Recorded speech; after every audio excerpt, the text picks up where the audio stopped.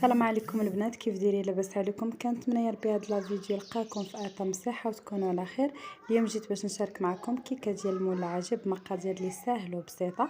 ندوزو المقادير وفي نفس الوقت طريقه التحضير. بالنسبه للمقادير ديال هاد الكيكه، عندي هنايا 2 بيضات وفانيا. بالنسبه للبيض باش ما خرجتوه من الثلاجه من قبل كان احسن. هنايا غادي نضيف واحد الكاس لاروب ديال سنيده، كيف كتشوفوا كتبقى خاصو غير واحد شويه. وهنايا قريصه ديال الملحه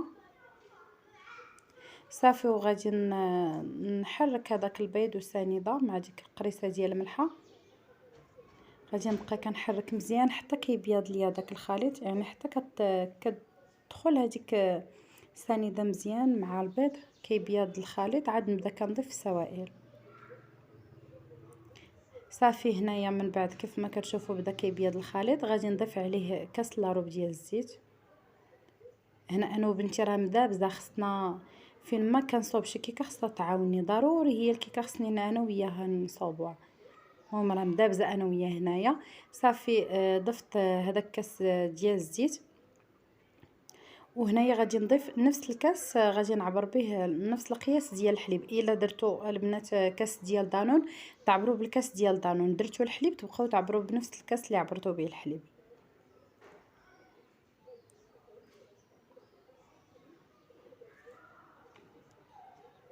هي راه ما مفكاش معايا، مشيت انا كنغربل الدقيق، خصها هي تخدم وصافي.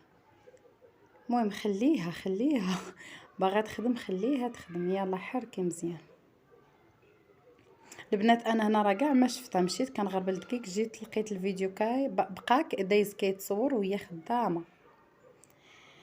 المهم كيف ما كتشوفوا هنايا تقطع لي هذاك المقطع اللي زدت فيه غير كاس واحد ديال الدقيق. المهم هنايا كيف ما هاني غادي نوريكم، هنا عندي 2 كيسان، يعني 2 كيسان ديال الدقيق اللي ضفت في هاد الكيك. كيجيني العبار هو هذاك. انا الكاس هنا ما عنديش الكاس ديال العنبه، يعني غير ديال اتاي، ولكن قريب تقريبا ديال العنبه. الا بغيتو ديروا ديال العنبه ما تعمروهمش بجوج، يعني كاس لاروب في كاس لاروب. المهم 2 الكيسان وافين كيجيوني في هاد المول اللي غادي نوريكم صافي. هنايا ضفت واحد 2 خمارات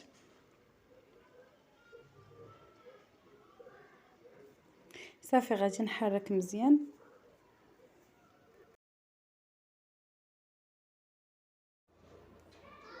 وهنا ضفت واحد المعلقه ديال الخل، يعني كت كتجي الحرش هذيك الكيكه كتجي رطبه ومفشفشه في نفس الوقت صافي. غادي نخلطها. ودابا غادي دهنت المول باش اللي غندخلها الفران. درت فيه هنايا شويه ديال الزيت وشويه تاع الدقيق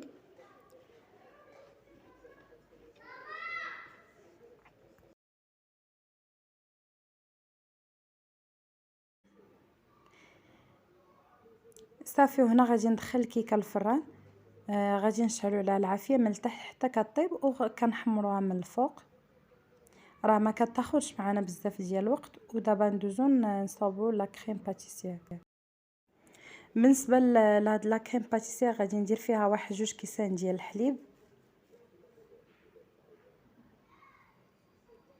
وهنايا غادي نضيف واحد 2 المعالق ديال سنيده. تقدروا تضيفوا 2 حتى ل3 على حسب الحلاوه اللي بغيتو. انا كندير غير 2 يعني كافيين، كتكون الحلاوه في القياس. وهنايا عندي لا كريم باتيسير، واللي ما عندوش تقدري ديري النشا الذره يعني مايزينا صافي. هنايا ضفت 2 معالق كبارين ديال لا كريم باتيسير صافي. وغادي نحطها فوق البوطه مع التحريك صافي. انا هنايا نزلتها من فوق البوطه، يعني كنحطوا هذاك الخليط وكنبقاو كنحركوه مزيان. هنا من بعد ما طابت الكيكه صافي خليتها واحد شويه حتى بردات. وهنايا غادي نضيف ليها هذيك لا كريم باتيسير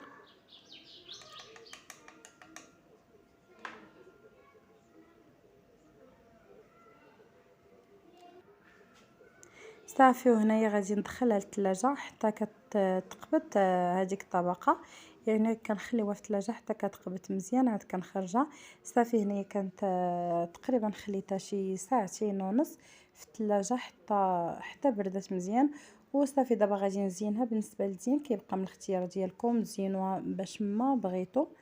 صافي انا درت لها غير هاد زين يعني البسيط، درت ليها غير الليمون وعريشات ديال اللي قامه.